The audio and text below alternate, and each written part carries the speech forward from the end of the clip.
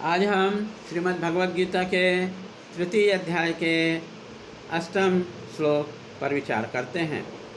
श्लोक है, नियतं कुरु कर्म त्वं कर्म ज्यायो कर्मणः शरीर यात्रापि च ते न प्रसिद्धेद कर्मणः।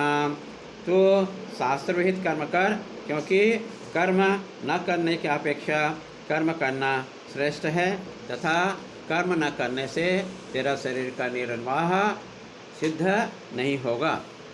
हे अर्जुन, किसी प्रकार की कामना न करते हुए नित्य नैमित्तिक कर्म करना चाहिए। Something is better than nothing, nothing is better than non. अपेक्षा, क्योंकि कर्म न करने की अपेक्षा कर्म करना श्रेष्ठ है। शरीर की यात्रा कर्म के बिना हो नहीं सकती। जब कर्म करते हैं तो कर्मयोग कर लो। फल रहित कर्म को नित्य कर्म करते हैं। निष्काम कर्मयोग सबसे अच्छा है। शांति धर्मानंद जी कहते हैं कि जिससे कर्म बंधन नहीं होगा, अकर्म की अपेक्षा कर्म श्रेष्ठ है और कर्म से कर्म संन्यास श्रेष्ठ है। संन्यास सर्वश्रेष्ठ है, ऐसा नारद जी कहते हैं। विवेक मनुष्य का मुख्य कार्य मोक्ष है। योग युक्त कर्म साधन है। मैं कर्म नहीं करूँगा ऐसा अभिमान मूढ़ कहता है।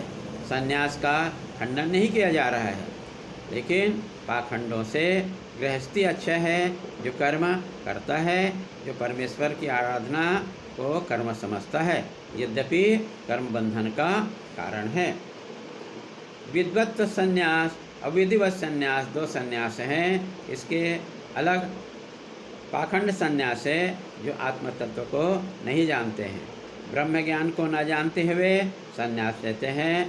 कर्म का संन्यास करेगा, उस कर्म का संन्यास करेगा, उसे प्रत्याव्यास दोष लगेगा, नरक में जाएगा, निम्न योनि में जाएगा और मोक्ष प्राप्त नहीं होगा।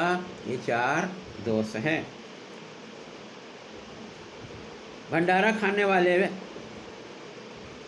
न माला फेरते हैं न ध्यान करते हैं, तो वे अगले जन्म में सुअर बनेंगे।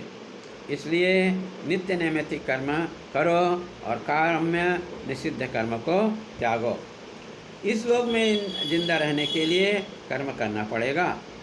नहाना धोना खाना पीना सभी कर्म हैं। कर्म के बिना शरीर जिंदा नहीं रहेगा। इसलिए बोलते हुए भोजन, मंत्र बोलते हुए भोजन करो, हवन के रूप में खाओ। हरि ओम तत्सत।